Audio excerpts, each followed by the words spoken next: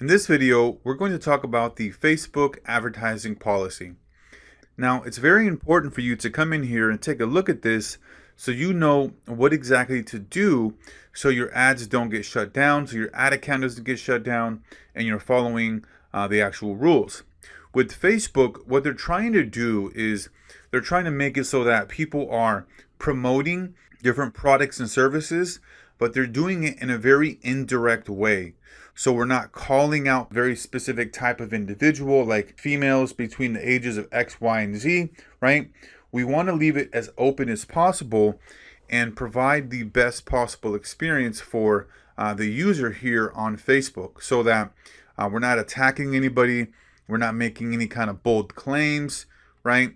And it's very nice and simple for that user to go and actually click on our ad and engage or take whatever offer we have. Make sure you follow this here. We have the ad review process, what they talk about as far as the ad and the landing page, the steps to take if it's disapproved, the different content that is prohibited, any type of discriminatory practices, tobacco, any kind of drug related products, right? Unsafe supplements, adult content, making sure that we're not using any of these.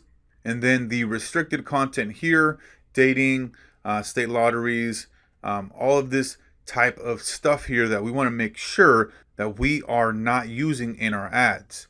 And then for the video ads, the type of content we can include in those, the targeting, the positioning, right, the relevance, the accuracy, related landing pages, and really just understand that we cannot be calling people out very precisely. A lot of the copy that you want to be using in the Facebook ads is very indirect. We don't, like I've mentioned, want to be talking to very precise people, and we don't want to be making income claims. So it's very important that you come in here and look through this so you understand what is expected of you when you're creating ads. Now, with the Google platform, they're a little bit more open and they're not as stringent, where if they have an ad that you create and it doesn't go against their policy, they're going to let you know or just pretty much not run it. And they're not going to do anything major.